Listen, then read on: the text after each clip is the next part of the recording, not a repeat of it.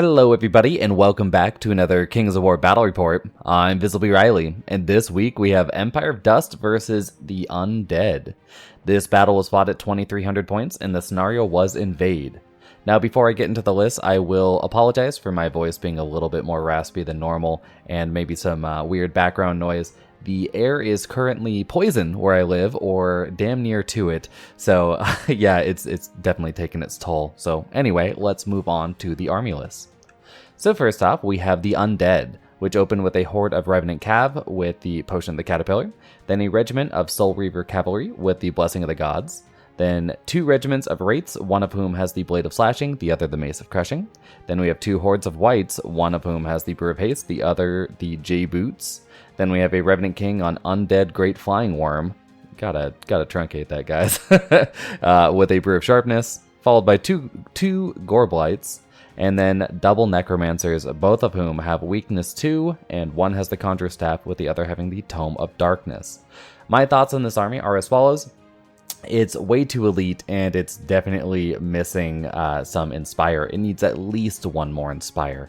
But this was my opponent's, I think, not their first list, but very close to it. They just started playing Kings of War. I actually started playing Warhammer way back in the day with them back in 2004. So it's nice to see them come back, and they've really put together a really cool army, or looking army, that you'll see in a second. It's not painted yet, of course, because this is a Visibly Riley battle report, so water painted models. But anyway, it's looking really nice, and it just needs some minor adjustment, I think, to the list. I think that the first thing is the Tome of Darkness isn't exactly a great item to bring. It's okay in Empire of Dust because they overpay for Surge, but in Undead, just unnecessary. And secondly, it's 20 points, so you could just have the Inspiring Talisman on that Necromancer and get your second Inspire right there. The other thing I'll say is that it's lacking in either chaff removal or having chaff. Like, none of these units are, I know I harp all the time that all units are chaff, but none of these units are explicitly put into the list to hold up your opponent for a turn, right? All of these units need to, fight somewhat. So I would say that maybe it needs a bit of shooting in it. Balefire Catapults or even the Skeleton Archers would be fine. So anyway, those are my thoughts. Otherwise, I think it's a really cool list. Oh, it definitely needs fewer items. But I think that's just because these are the models that he has finished, and he was just like, I'll just put items on. So anyway, let's move on to the Empire of Dust. So this is my Empire Dust list. It opens with a horde of enslaved guardians with the Potion of the Caterpillar. Then I have a regiment of mummies with Han's Sanguinary Scripture. Then a horde of skeleton warriors, followed by 2 regiments of skeleton spearmen. A horde of enslaved guardian archers with the Blessing of the Gods. 2 bone giants, a monolith. 2 troops of skeleton Deadeye crossbows. A soul snare. 2 Empire of Dust Balefire catapults, one of whom has scarab jars. Then I have a Cursed High Priest with Surge 8 and Heal 5, and finally an Undead ASB with the Tome of Darkness. My thoughts on this army, I've played it a few times before, but I don't think I've actually featured this list on the battle report just yet, which is, before I played my Empire Dust last, I was running a very shooting list, right? And then if we go all the way over here, back in version 2, I ran a very combat list, right? So, I was running a list over here, and then I swapped to over here. This list brings it a bit closer to my wheelhouse in combat, right? So I'm running sort of a middle-of-the-road list with what I brought. So I found before that it was really difficult to fit 2 hordes of enslaved guardian archers anywhere where they could regularly shoot at the same target. So I dropped one of them. I brought I like having double balefire catapults. I think that's really nice. I dropped one of the scarab jars because shattering doesn't stack with itself, and I was like, they're probably almost always going to be shooting at the same target.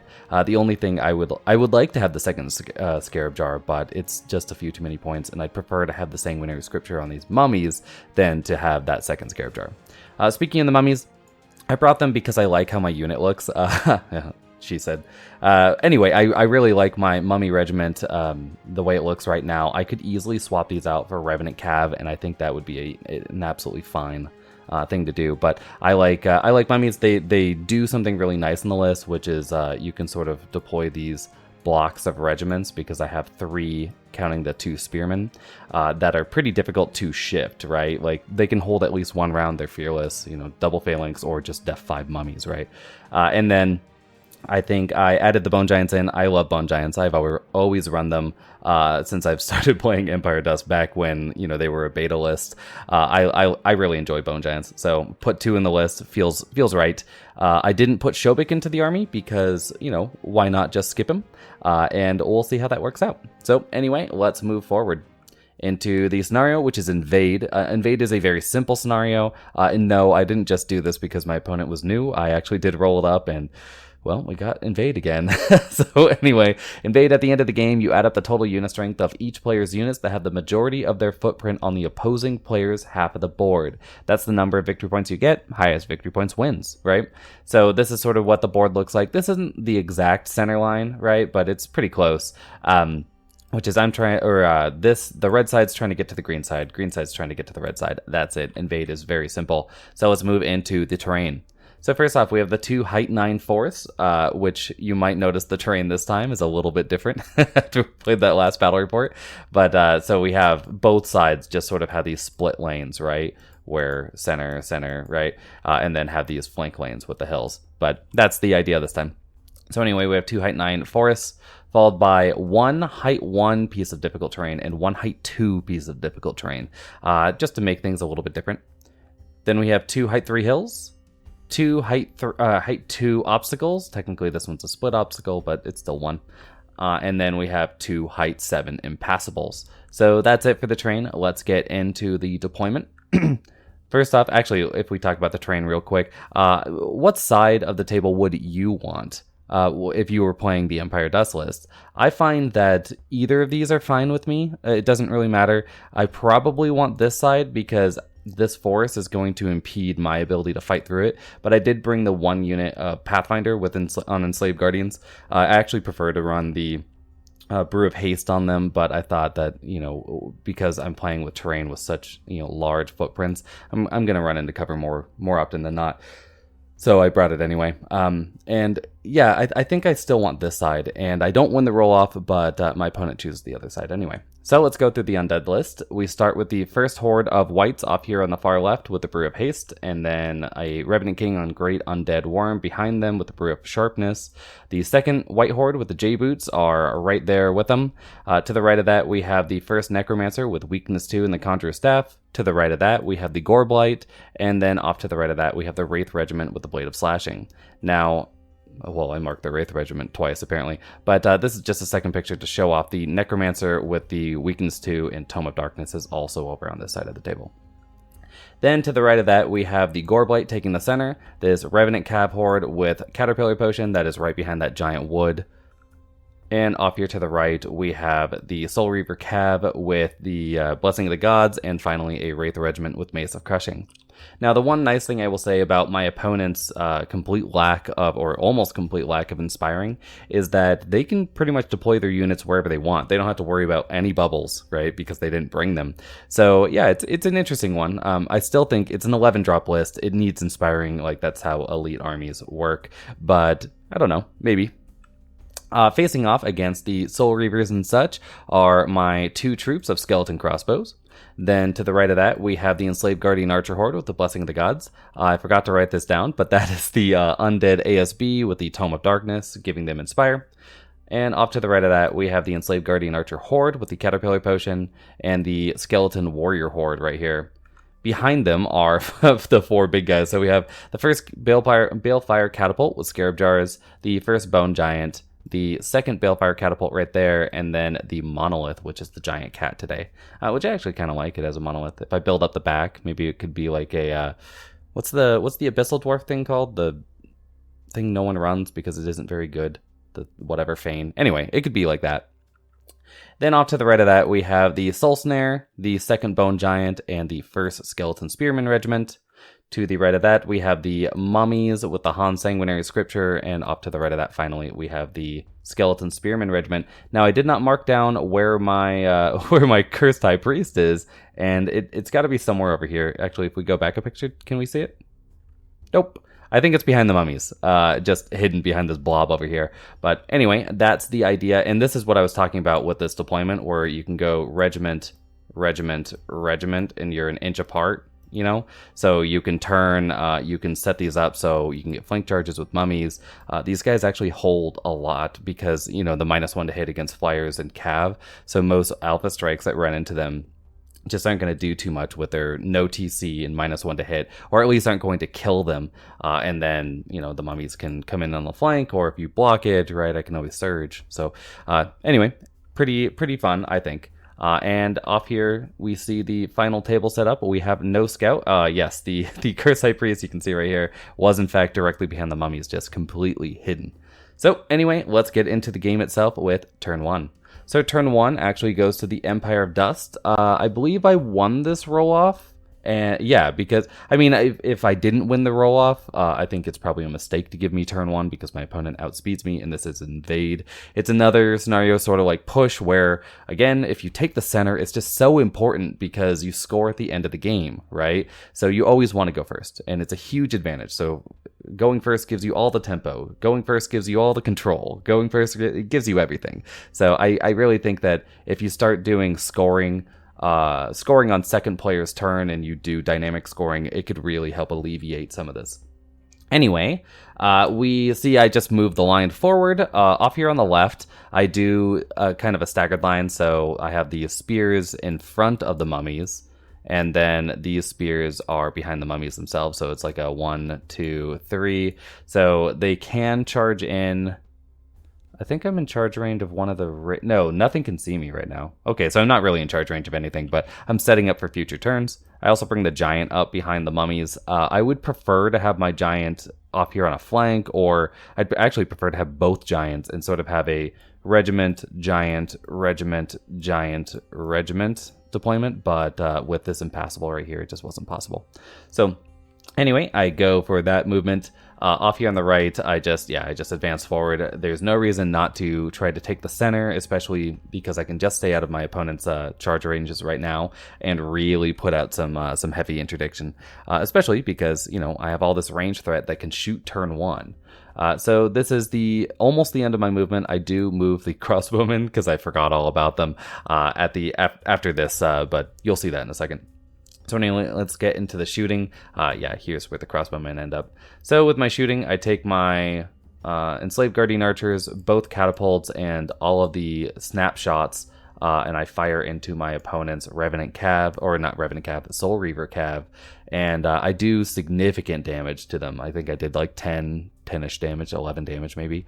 I don't get a kill and I don't get a waiver, but still, my opponent must be pretty worried right now. I will say that the crossbowmen, one of the units could not fire at this, so instead fired at the rates on 4 shots on 6s with elite, and then 5's a wound, and yeah, of course I caused the damage. So anyway, oh no, yeah, my opponent does a very weird thing with their dials. I don't like it at all, and I'm trying to break them of the habit, but they count down with their nerve because they don't know the values just yet, and it's really confusing throughout the game. So anyway, I did significant damage. I didn't do 10. I think I did 7, which is why it makes more sense I didn't get a waiver or a kill. But anyway, still really good, and we move forward to the end of the turn shot. So turn 1 for the Undead, they, of course, also advance forward. And I think my opponent advances pretty well here. This unit with the Caterpillar Potion, of course, it wants to get into the forest. It's protected against my shooting, except for the catapults, obviously. But it's, more importantly, a horde of cav. I was listening to, not to throw them under the bus, but I love the Direct Misfire podcast. I really enjoy their YouTube channel. I think the huge amount of work that must go into those videos. It looks phenomenal, guys. Grade A stuff. But when you were talking about Kingdoms of Men, I don't think you guys really are using hordes of knights correctly. And I hate to say that. I hate saying use correctly. It's one of my many peeves. But a horde of cav are really, like, watching Tom Robinson play and the Call to Arms really opened my eyes to how good one horde of cav really are. Because I'd run the Revenant Cav horde before, and I kind of run them like this, right? Where they just take a charge. It doesn't really matter. They're just a huge nerve block. They're basically just Revenants, a horde of Revenants that are speed 8 instead of speed 5. That's how I see them. right? And my opponent is running them very similarly to that thought process, I think, right now, which is taking the center of the field. Now, with regular human cav, you're not going to charge. You're going to hold them in the same way that I think most Alpha Strike units need to be held to a minimum turn 3, and they're probably actually going to hold even more than that. And when you're running something like Kingdoms of Men, Hordes of Knights, I think that's one of the best units in the game. It's significantly better than other Knight units because it's pretty expensive, but you just put a Brew of Strength on it. You never put Caterpillar, right? Like, Caterpillar's okay for this, because this is a grinding unit, way more so. But you just put Brew of Strength on it, you hold it back, and then anything that comes within 16 gets deleted, and it holds off on a flank, right? So with Kingdoms of Men especially, you just have so many units that you're going to be able to get unit advantage, even with so many points on a horde of Cav. But anyway, that's just a slight digression, where I think that a Cav Horde is mostly a grinding unit that has the option to charge 16 as opposed to an Alpha Strike unit, right? Like, you don't really want to send your Cav Horde into the thick of things, because if they get bogged down, they get bogged down very easily. They can't really use that speed anymore, right? Like, even if they're on a flank and they kill one of these units off, right? I can just send the other one in and hold them for another turn. So I think they're best being held back. I probably wouldn't have put them in the center, but my opponent gave them the Caterpillar Potion, so this is a fine place for them. But I probably would have actually deployed them over here and then put these units in the center, with obviously this Cav unit not touching the wood. But these guys have Strider, so it doesn't matter, and Flight. But you put them there, and that's fine. And then you hold an entire side of the table where I can't do anything about it. And I constantly have to worry about it, because you're going to engage right about here and just, be able to bring that Rev Cav Horde in whenever you want. And if I try to charge it, I'm not going to be able to kill it in one go. Not with one of my units, which is what you can dictate with being speed 8. So anyway, I think that this deployment's a little off, but otherwise I really like my opponent's movement here. It's showing some decent play, which is to say these rates back here, or whites and rates, always going to confuse that. But these whites back here move to touch the hill with their leader point, so they're still getting cover against shooting, which I don't really have over there. But more importantly, they can just see over the hill, and then they're +1 speed, so they're being held back just a little bit, while the unit with the J-Boots, I believe that these have J-Boots, by the way. This is the only item that I'm not sure.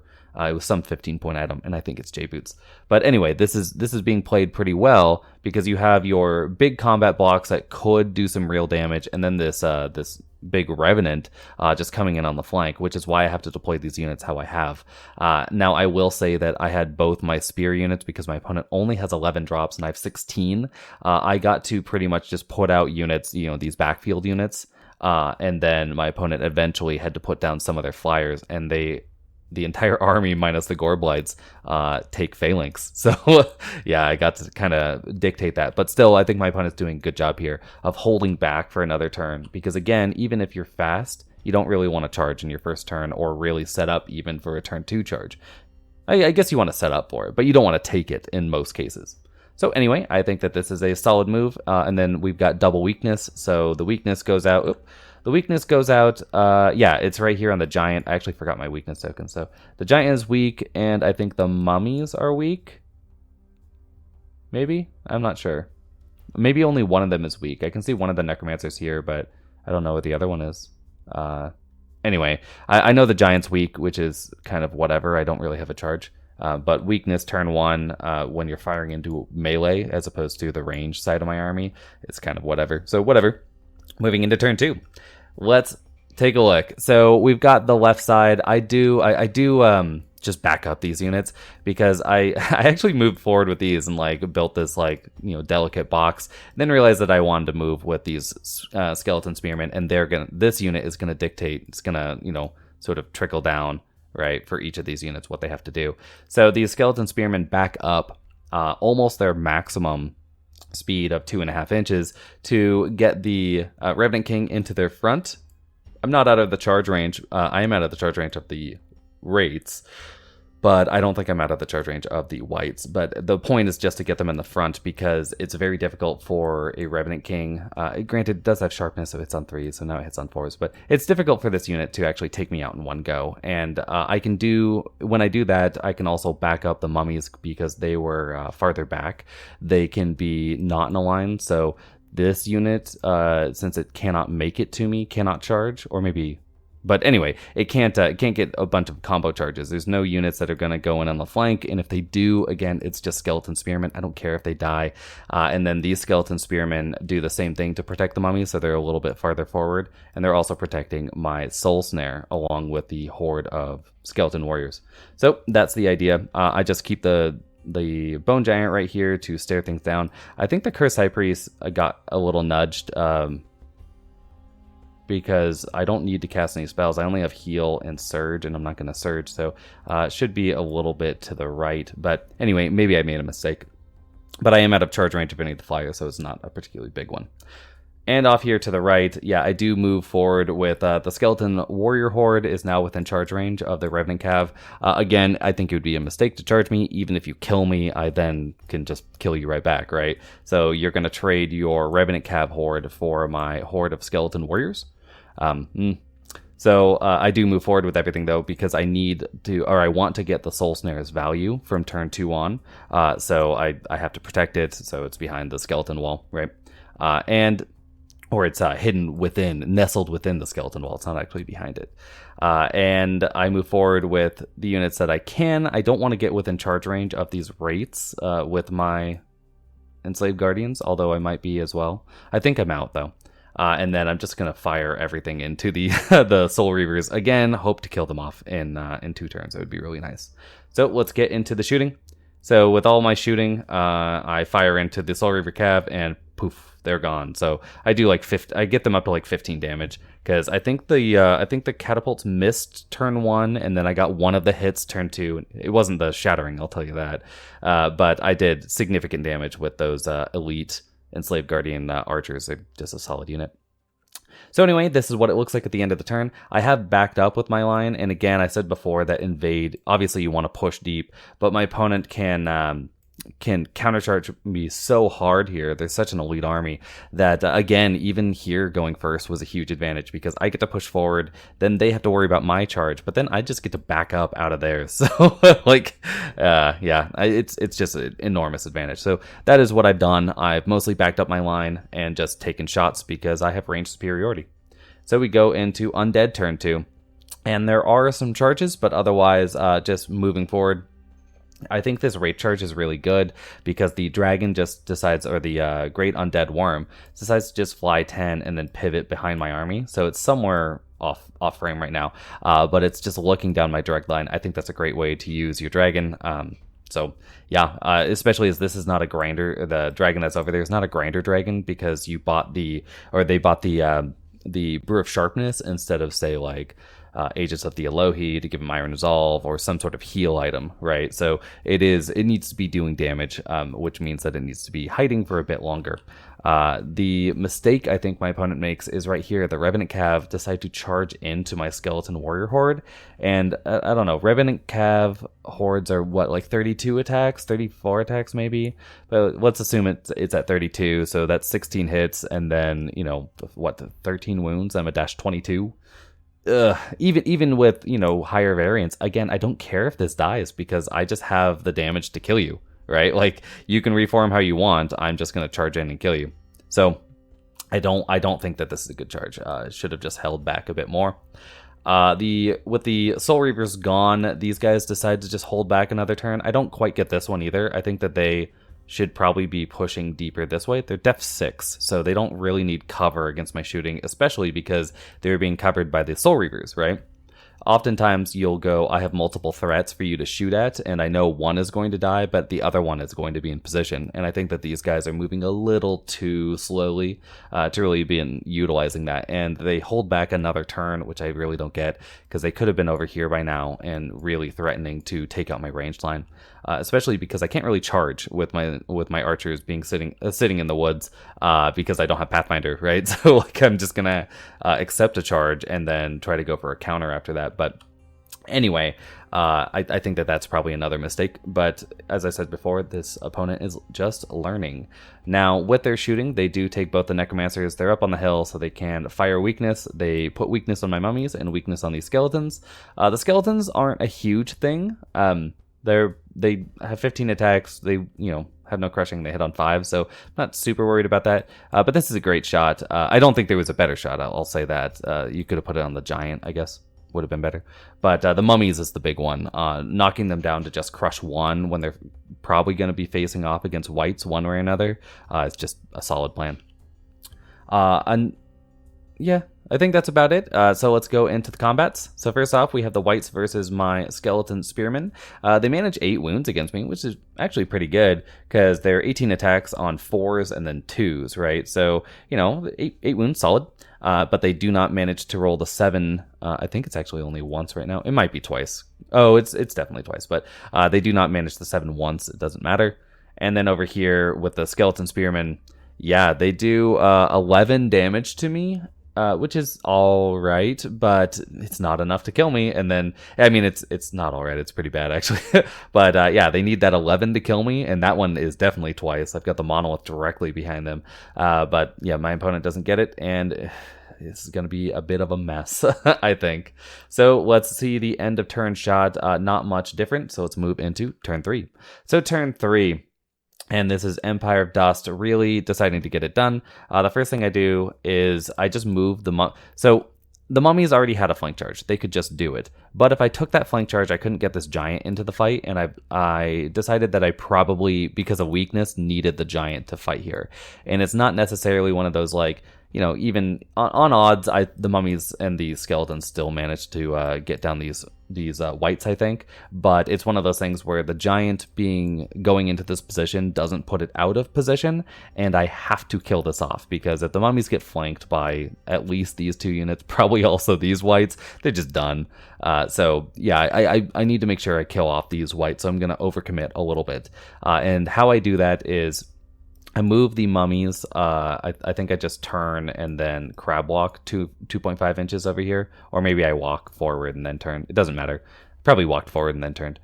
So I move into position to be 1 inch away, so that 1 inch gap, and then it allows me to charge in with the bone giant and the skeleton spearman. Go for that counter charge together in the front, which will also just leave it open to the flank on the mummies. And then I hide my Curse High Priest behind the giant, because the Revenant King on Great Undead Worm can see it being height 6. So I just put myself flush with the giant, since the giant's probably just going to turn like this after its combat, since the mummies will be in front of it to help block. So that's going to be that plan. And then off here on the right, I do have to take these skeleton spearmen. I don't want to charge into this Goreblight. This is not a great use of them, because I want to mess around with these other flying units. And Goreblights, Goreblights are really good. What an amazing unit. So, and specifically against my skeleton spearmen, it's just a match made in heaven for them. And I'm weak, so I have weakness on me, so I'm hitting on 5s and wounding on 6s. So anyway, but I have to do it because I need this out of the way, so then I can move the soul snare here, which is not great either. But I need both these units to move forward so I can do this triple charge. And I have to do the triple charge because I want to get this giant in here. It might have been possible to just not do that, but I don't exactly know if it wasn't in the time. I'm like, I'll just take the triple. So yeah, I'm looking to kill off this unit. It's see, you can see it's at -24. My opponent does it like this. I think that's weird, but anyway, gonna go for a 1-round kill here. And even if I fail the 1-round kill, what is my opponent gonna? They're not gonna have Thunderous Charge anymore, right? They don't have any Bane Chant in the list, so they can fight either my Enslaved Guardians, my Bone Giant, or these Wounded Skeletons. Probably go for the Wounded Skeletons just to kill them off because it's Invade. But anyway, I'm not particularly worried because my opponent hasn't moved forward with this unit to go into any flanks. So anyway, that's going to be the idea. And let's move into... Oh, I also have to move the monolith, as you can see. It's just sort of facing like this. The monolith facing isn't a huge thing either way, since all this stuff is so jammed up. But anyway, let's move into shooting. So with my shooting, I assume that, yeah, my monolith goes for the surge onto the mummies. It doesn't need to turn to face like this, but, it was helping get out of the way that way. And yeah, it goes for the surge on the mummies and easily makes the 1-inch surge. Then we go into this combat right here, and poof, it's gone. I did skip over the rest of my shooting, which is all of this fired into these wraiths because I didn't have anything else to shoot at. I don't do too well. I roll pretty poorly, actually, with the Enslaved Guardian Archers. But they do what they do. And then, of course, the catapults missed because they're catapults. No, they didn't. That's right. They didn't miss. The Shatterpult missed, but the other catapult fired into this Necromancer on 6s, hit with 1, and just blew it up. So, yeah, catapults are just a solid unit, obviously. And then my Soul Snare went for a drain, I believe, onto the Goreblight, just to see if I could get the damage up there, because it's not worth draining these guys, and that's just another Goreblight. So I go for the drain here. Or maybe I went for the drain on... No, the Necromancers are exactly too far away. That's right. They're exactly out of 18. So I try to drain on the Goreblight. I do okay. And then I heal a couple points onto my skeletons. And then these guys do nothing. I don't think they even hit. So it's whatever. But over here in the Wraith combat, I managed to kill them off. And then I turn, as you can see... so first off, my Giant doesn't turn at all because I can basically... I sit there and you know, mess around with the with pivoting these two regiments to make it so the Revenant King here cannot charge into my flank because it cannot land in anything but a corner charge due to where the skeleton spearmen are and the giant. And then these guys cannot charge into the flank of the spearmen for the same reason, and are in the front of the mummies. So it's just blocking a lot of stuff off. The mummies, actually I spend a lot more time on this than that might seem, because I also spend time to make sure that these guys cannot land and go for a surge charge into my flank. I block that because they'll be within 1 inch of this unit or within 1 inch of my mummies, no matter how they land there, if they want to get that charge. Now they can land in a way that does that and hit my corner, but then the leader point will be in my front, so it'll be a front charge. So that's a long way of saying I made these all front charges. And then in the center, it doesn't matter too much because both the Giant and the Skeleton Warriors are out of the charge range of these Wraiths, so they don't have to worry. Only the Enslaved Guardians do, so they just ready themselves to get charged. I could have backed up, I guess, to get out of that charge range, but again, I don't care about Wraiths charging into my Enslaved Guardians, and in fact, it's kind of helpful to me if they do, because I need to catch that unit eventually, and my shooting probably is not going to do it. Well, it might. I mean, I do have double catapults, and I do have the Enslaved Guardian Archers, but I'd prefer to just kill it off with combat real quick. So anyway, I just stay right there, and we move into turn 3 for the Undead. So turn 3 Undead, let's talk about these charges. First off, we have the Revenant King going into the flank of my skeletons. This was like I said before, I had to pivot these guys to make sure that nothing could charge the mummies. And they're already at 8 wounds. They were facing down some wights and a Goreblight and a dragon, so I'm like, they're probably dead no matter what I do. And on top of it, I don't care. They can die now. They survived 1 round of combat, and now it's a 2nd round of combat that my opponent will have to fight them in. And if they survive this one, that's, you know, obviously amazing, but I don't care if they do. My opponent takes their Goreblight into my Bone Giant. I'm not happy about this, but I'm also not sad about it. I thought that maybe it might block the this charge, but obviously they could just, you know, orient this way and it'd be fine anyway. But, so yeah, they go for that. That's going to be a lot of, that's going to ping, ping, ping, ping. So 4 pings right there. Happens. And the Wraiths go for a front charge onto my mummies. I'm really not worried about that. With the ping, it puts me at 1 damage. And then these guys are 18 attacks on 3s and then 3s, right? So like 8-ish damage. I'm a dash 18, so meh. Then we have the Wraiths going into the front of my Soul Snare. They're just barely within range. Or they're not just barely within range. They're just barely able to land, is what I meant to say, with the Skeleton Spearmen. And originally, when I pushed the Spearmen forward on that charge, I had pushed them into the Goreblight, and they stopped, right? And I was like, okay, so then I did my measuring with the Soul Snare. But I had stopped them because one of my spears was caught on the Goreblight. It wasn't actually exactly, to the base just yet. So just that small smidge forward makes it so this is a possible charge, which, sucks. But again, it happens. And it's not just like an it happens moment. It's going to die. I'd prefer it not to die right now, but I would have preferred to kill off that Revenant Horde more than keep my Soul Snare alive, I guess is what I'm saying. And then off here, the Wraiths take the charge into the Enslaved Guardians. I'm not worried about that at all. They could spike it, but they're 12 attacks on 4s and 4s. Whatever. I'm a dash 17, and I'm inspired, so who cares? And yeah, in this combat, they go for it. They manage a couple of wounds, or did they manage 0? I didn't put a wound dial out, so it kind of looks like they did 0 wounds to me, which would be very unfortunate. And then off here in the center, we have the Wraiths actually rolling, or these are whites. The whites rolling out the box, putting 10 wounds on my mummies, which is it's not that bad, right? It's only 2 above, which is within that nice variance band. But thankfully they don't kill me off because my nerf's pretty high. So I'm still ready to rumble, and then of course I have regen and heal, and I'm not even devastated. So meh. And then in this combat, my opponent does slap weakness onto the giant, which I think is a smart move, and then manages 6 additional wounds with its Gore Blight. So that's really good. Gore Blight's only d6 plus 6 attacks on 4s and 3s against my giant. So managing 7 wounds on me, granted, one of those is Cloak of Death, is a pretty solid thing. Then this giant, or the dragon, the Great Undead Worm, as it's called, kills off my Spearman. My opponent originally just holds it back. And I'm like, well, do you want to get it within range to inspire these guys, right? You only have 1 inspiring source, and it's not like I'm likely to be able to kill this thing off. And he was like, oh, okay. And he only needed to go a smidge forward, right? But unfortunately, he rolled max, so now within charge range of this giant, which is, again, unfortunate. But still, I think better than holding it back and then not having these guys be inspired, which could be solved by just, having more inspire in the list.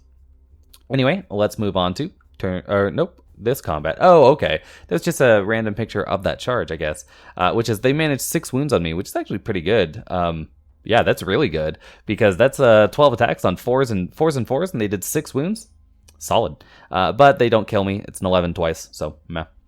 And moving on to the end of turn shot, you'll see the one combat I didn't get a great picture of is the Soul Snare, because, of course, my opponent double ones it.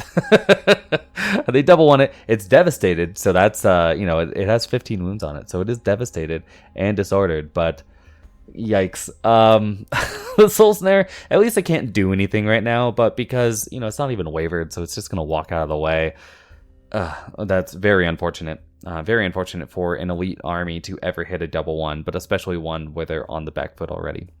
So let's move on to turn 4, see how we do with it, or deal with it with the Empire Dust. So turn 4, on the left, or on the right first, because it's easier, I take the dual charge onto the Wraiths.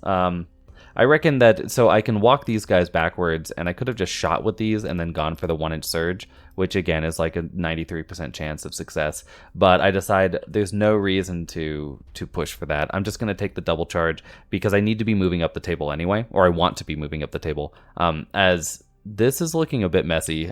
So these units I'm not sure are going to survive. So instead I go like, well, the Guardians are going to have to do it then. And I take the double charge so I can start moving up the table.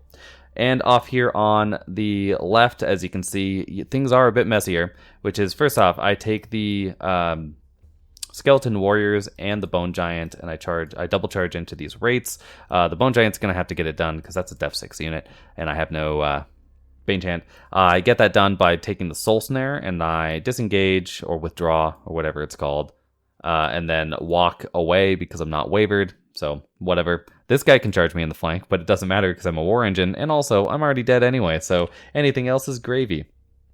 So we take that charge. Next up, I roll really well with the mummies, their regen. They had 11 wounds on them. They're down to 4 wounds, I want to say, at the end of that. No, 3?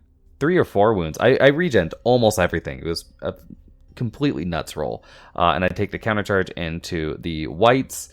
I disengage with my Bone Giant and then charge into the Revenant King. It's not what I want to charge, but the Revenant King is going to be able to get juicy flanks right now, especially if I kill these things off. So I decide that, yeah, I'm just going to have to sacrifice this Bone Giant to getting a flank charge. Also, it's going to get flank charge no matter what, so it might as well turn off flight. And it's probably not going to kill a full health Gore Blight. So that's the plan. And then I move the Monolith behind them just to, I don't know, be over here now. It's double inspire, so that's good. It might have needed to move over here to make it so the Skeleton Warriors could charge, but anyway. And with that said, that's gonna be it. Let's take off my. I go for some shooting. The catapults are gonna go into this Necromancer, just try to kill it off real quick, and then these guys. I think this doesn't have a target at all because it's too far away. But this one goes for a shot on the Goreblight. Both of these are now scoring. I put them on my opponent's side of the field, or a majority on the opponent's side. And here we go. With combat, I managed to kill off those rates pretty easily. And then I turn, as you can see, to face off against my opponent's army. And then off here on the right, I take the double charge. I don't get it. This Bone Giant, by the way, rolls max attacks in every combat. And when it was fighting against the Revenant Cav, it got 12 attacks, 12 attacks on 4s and 2s. It hit 3 times and dealt 2 wounds. And then against these guys, it gets 12 attacks and hits 4 times and does whatever wounds it does. So I'm like, you know what, Giant? You do you, right? Just live that life, buddy. But, it would have been better if you had killed them. So anyway, I don't kill them. I go for the heal here onto my Bone Giant because if it's healthy enough, I might be able to weather this. I don't do too well. I mean, this is the other bit about the Curse High Priest pays a lot of points to get that 2 reroll on skeleton units. There just aren't enough skeleton units. Really, like the only skeleton unit I want to cast this on is the Bone Giant, and it's probably because the Revenant Horde. We don't get the Revenant Cav Horde, and then our Revenant Horde is -1 def for +1 crushing, which is not a great deal for that unit. It's a great deal in other places. But yeah, so that heal is just a little over inflated in cost. It's a great ability, but it's just the opportunity cost is too high. So anyway, I go for the heal. I've got heal 5, and with 2 rerolls, so I managed to heal 3. Or no, I managed to heal 2, because one of those is Life Leech, which is pretty abysmal. And then the mummies are almost at full health now because of Hound's Sanguinary Scripture. I don't roll. It looks like I didn't roll too well because these guys are at -16. It looks like they're at 14 wounds. I did 2 wounds total, so that's not a great roll either. Oh no, they're at -17, so I did 3 wounds. Still not great, considering I wasn't weak this turn. But yeah, at least I'm at full health, so I'm pretty healthy. And I don't think that there's a lot of charges my opponent can do just yet because the Goreblight is kind of trapped by the Giant. The Giant's not engaged with him, so it can't disengage and do weird shenanigans. It could turn fully this way and stare at my mummies. And this was a thing. I thought that there was a post somewhere because the exact rules in Kings of War state that if you begin within 1 inch of an enemy unit, you can move. But you have to end farther away from that unit than you started, right? Which makes it so if you just turn in place, this is not possible. You can't end farther away from the mummies and the Bone Giant, right? I thought that they had somewhere stated that you can also end equal, right? That's also fine, but we couldn't find it in the moment. And I mean, it's one of those problems of having stuff on Facebook instead of, in a more normal source, right? So I would love to see a living document. You don't even need to have a PDF. You could just have a forum where all you do is copy questions and paste answers, right? Like, here is the Mantic whatever host, and then I can just go like, oh, what am I looking for? Pull it up there. But anyway, I thought that there was stated somewhere. I couldn't find it, nor could the other people gathered around this table. So we did what we did. And that's the end of turn 4 for the Empire Dust, so let's move into Undead turn 4. So Undead turn 4 looks surprisingly like Empire Dust turn 4, which is, this is a countercharge into the front here. Oh, I did manage to ground this dragon. I did not do too well. This guy, I think, did 2 wounds, so the Giants are not rolling hot this game, but, it happens. They're a 4+ to hit unit, so, this guy goes into the front of the Giant, and the Goreblight decides to just take the flank because, we couldn't end farther away from the mummies than the Giant. Then the rates here go into my mummies, who you can see here are at 3 wounds, and that's after my opponent's aura goes off. So we're not a terrible number of wounds yet. I'm not really worried. Again, that's like 8-ish wounds. It puts me on an 11 again. That's going to be a 7 twice. So anyway, I think I'll be fine. And then the Goreblight here goes into my Bone Giant along with these rates. That one is a bit more of a toss-up because they're going to get 1 damage from the Goreblight automatically, and then the Goreblight's 6 plus d6, right? So it gets like 4.5 hits, and then it wounds me on a 3, so like 3 to 4 wounds maybe on the Goreblight.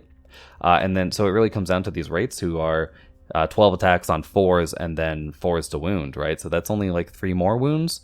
So even being generous, right, that's like 8 to 9 wounds. I'm a dash 18. So I'm just not sure they're going to be able to take out this Giant. But I guess it's better than sending these guys into the skeletons who are only at 7 wounds. They'll be at 8. I don't know. Maybe this is better. I don't know. I do have a lot of heal, so maybe it's not better. Yeah, it's probably not better. So just take the kills you can get, even if they're bad. And here's the end of those combats, which is, of course, all my stuff dies.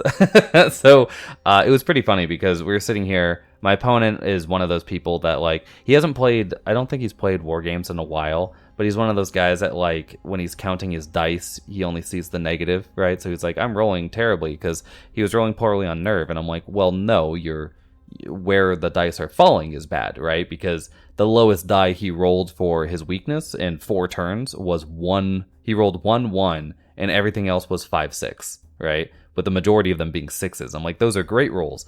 These hits to wounds are great, right? Your nerve is not great, but that doesn't mean you're rolling poorly, right? If anything, it just shows the power of, or the problems with elite armies, which is that they can do incredible damage, but if you don't nail that nerve test when you need it, you have no fallback, right? Like, you can't recover.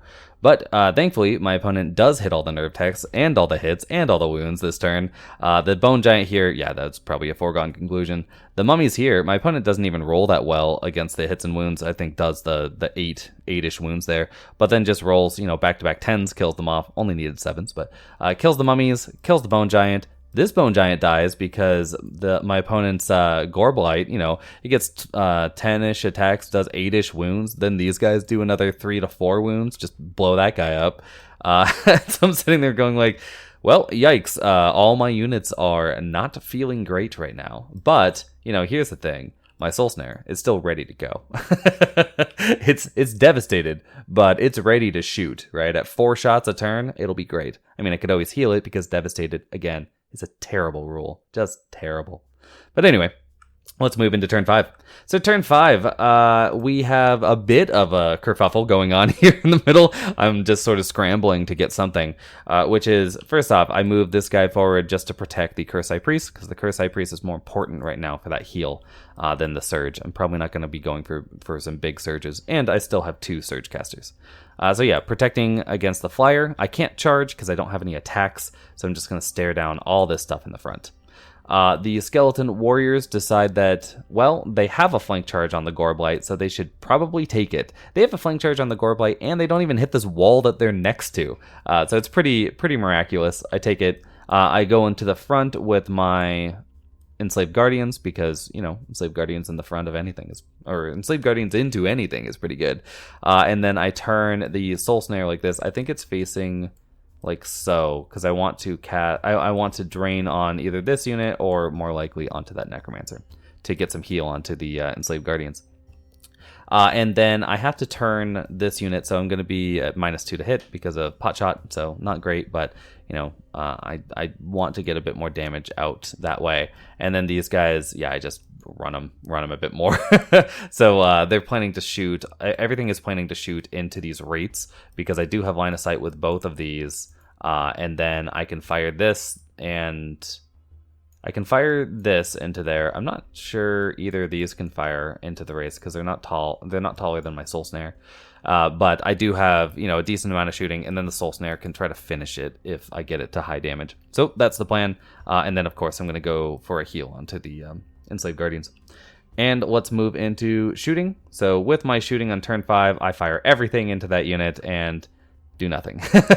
So I mean, I do some damage, but the catapults again miss. The Shatterpult has missed every turn. So, it happens. But this is why, like, one of those things where it's, people go like, well, why would you bring Shattering on both? They don't stack. And it's like, well, because sometimes the Shatterpult misses every round and you need Shatter. So I actually failed to kill this unit by 1.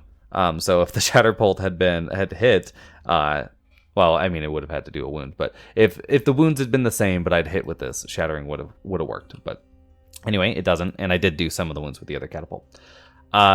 So they are still up and running, but I do manage to kill off the Gorblight, which I guess is good because it's obviously good because I get to turn with the Skeleton Warrior Horde and just sort of face things down. I again make it impossible to fly over my lines and charge into the Enslaved Guardian Archer Horde, so my opponent will have to make do with killing something else if they want.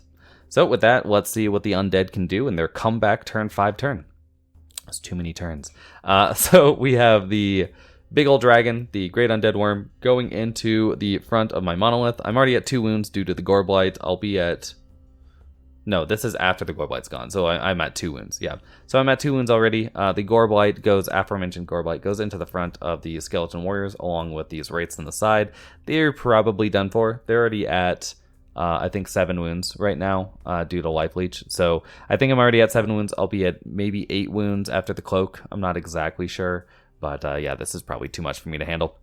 It might not. Again, this is a 4+ to hit unit, and as you can see from a lot of the giants before, 4+ to hit units just sort of do what they want. They're high variance, high reward. So anyway, that's that. My opponent only has one thing to shoot, which is weakness. I believe they go for weakness onto my Enslaved Guardian Archer Horde, which is solid. And here is the end result, which is, yes, the weakness works, because of course it does. It's another boxcar, by the way. And then the Skeleton Warriors get absolutely destroyed by just the Gore Blight. Again, it rolls insane. Walks right through them. This guy takes, it looks like 7... No, I took 5 wounds, so not a great showing from the dragon right now. But again, I'm a Def 5 -17 unit, so meh. And that is going to be the end of turn 5, which... It's looking a little dicey. My opponent is winning right now, by the way, because this unit is not on my opponent's side of the field. It's just a little too deep. So all of these units are on this side. So my opponent has 5 unit strength. I have 2. So I'm going to have to make a decision here on my turn 6. So turn 6 for the Empire of Dust goes like this. You can see my opponent's just pointing directly at them. And that is because this unit can't actually, or didn't actually make it across the table with its speed 6. I made a small error in my calculation, so I'm just slightly off. So instead I have to get a 1-inch surge. So again, hitting that 93%, and then I also have a another 50-50 if there's a turn 7. So it's better than that. But still, it's not assured, so we're going to go for that. I go for a charge with my Enslaved Guardians onto the Wraiths, because... I don't think I could see the Gore Blight. Was the Gore Blight better to... No, it isn't, because the Wraiths are already damaged, and I have my catapults to fire at the Gore Blight right now, and the I forgot what the Soul Snare was called for a second. The Soul Snare, if I want to. So that's going to be that plan. This guy actually can't remain engaged, as far as I was told. I didn't have time to look it up because, again, I just wanted to get through this game real quick because we were approaching the end. But I can't attack, and remain engaged is a charge order maybe. So I'm not exactly sure I can remain engaged with that dragon or with the worm. So instead, I back up. I don't think it makes a huge difference, but it is something I need to look into now that I'm reminded. So anyway, that's what happens there. I move this guy over to Inspire and to cast Heal, of course, and that's going to be it. Yeah, I do move this guy over, so I'm going to go for that Surge. And here's the combat. I do heal. No, it looks like I cast Heal onto my Soul Snare. Hold on, let's roll back. Yes, I can see the Soul Snare. Okay, so I cast Heal onto the Soul Snare to get +5 drain life. So I'm like, okay, that's probably better. Especially as, again, these are not skeletons, so I don't get that reroll. So instead I go for the big drain life. I do think I target these guys with it instead, because I don't think I hit the Gore Blight with either of my rocks. So anyway, no, I did hit why does this say 6? That can't be right. Again, this is why you don't do the countdown dials, because you're not sure if you're turning them, and it's hard for me as your opponent, to recognize it. So anyway, I have no idea how much damage is on this unit. I don't think I hit it this turn though, so it can't be too much. Anyway, I do go for this kill. I fail, because of course I do, and I believe that this countdown is correct. So they have 6 damage on them. They already had damage on him. How are they at 6? I didn't flub this roll that hard. I have no idea what's happening with these damage dials. Anyway, the point being, I failed to kill this unit, which is obviously very bad. But I did succeed at my surge here, so that's fine. This was, it might not have been the easiest one. Again, that unit had some damage on it, but I'm only rocking in with 18 attacks on 3s and 4s, right? So, I don't know, 6-ish damage on average, and then I have that drain life. Yeah, that's some good odds to kill this, but apparently I didn't get it.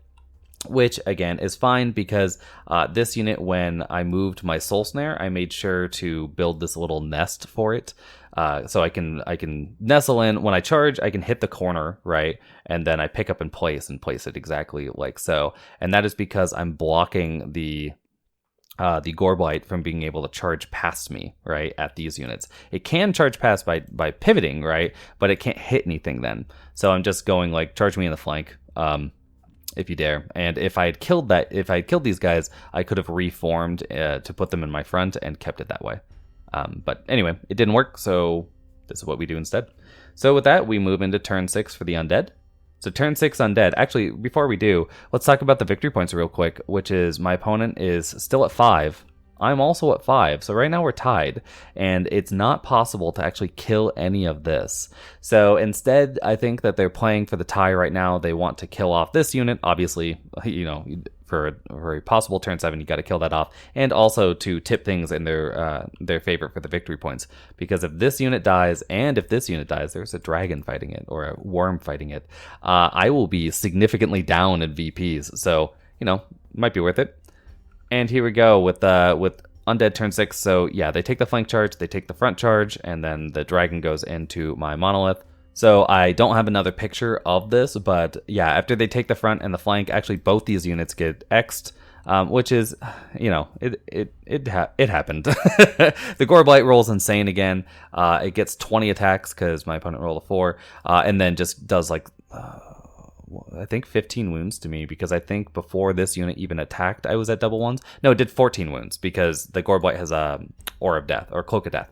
So it did 14 wounds to me, which is absolutely insane, and just walks right through that unit in one go. And then my opponent rolls 8 wounds here, and that's a pretty easy kill. Kills it off.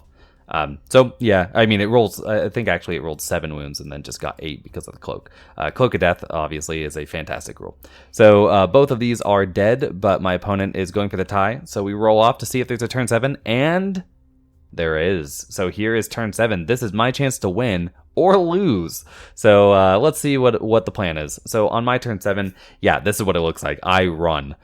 So the plan is move these. This is my unit strength 3 option, so I need to get it downfield, because now I'm out of line of sight of the dragon and I'm out of range. Possibly, no, I don't think I'm out of line of sight of the Gorblight, but I'm definitely out of range because my opponent only has 1 Surge 6 caster left. So I'm out of 12 there, and then I'm out of line of sight there, or maybe out of 20, maybe both. And then this can possibly charge me because I'm within 13 inches, but I'm just exactly within 13 inches from where this would have to move to be able to target this within 12. So I do that. Both of these units are out of charge range of all of this, so I'll have 2 victory points no matter what. And then if my opponent takes this charge, right, and does get all those things, this is minus 3 victory points. So no matter what, I've assured a tie at this point, I believe. I don't think it's possible that I don't tie here. So that is the plan, and then I have both of the catapults and the the Soul Snare, which is now not devastated, to fire into this wounded unit of of Wraiths and try to kill it off. I can also try to kill off this Gorblight if I get greedy. I think that what happened with the wound dials is what's wrong here, which is this unit is down to a 6 to kill, and I rolled something that wasn't a 6. So this is the unit that was down. This unit is basically at full health. So anyway, I fire off. I do hit with one of the catapults. I think I hit with the Shatterpult actually, and then I have one unit of crossbows to go here, and 1 unit of crossbows to go here, I think. But anyway, I managed to kill off this unit, so it's X'd. So no matter what, I've won. I've already got this. And all my opponent can do is really kill off this Soul Snare because I've dodged. It's not possible to get the charge onto either of these catapults, and then I just ran away with my Cursed High Priest. Right? I was like, there's no reason to risk the insane number of points this unit costs. So yeah, I just run off with that. All they can do is kill off my Soul Snare, which they do pretty easily. But at the end, it ends up being an Empire of Dust victory with 5-2. I did actually fire one of the catapults at this Goreblight and did get it to boxcar range, which I need to boxcar twice. I don't do it, obviously. But yeah, this was a pretty fun game for playing against a new player. It was definitely a blast. The dice were real swingy. You know, we were yelling at the sevens and all that. And on top of it, I really enjoyed this Empire Dust list. It's very fun to play, right? It's more nuanced than I would probably like to play in a tournament, just because, you know, if you're going to play 5 to 6 games, you need a list that almost operates itself, right? It's why you see a lot of spam armies in every game, because you'll get tired and the list won't. So you want to make sure that it can almost operate itself. This list doesn't really do that, but it is very fun to play, and I enjoy it very much so. So what are your guys' thoughts? Feel free to leave them in the comments below. But until next time, bye.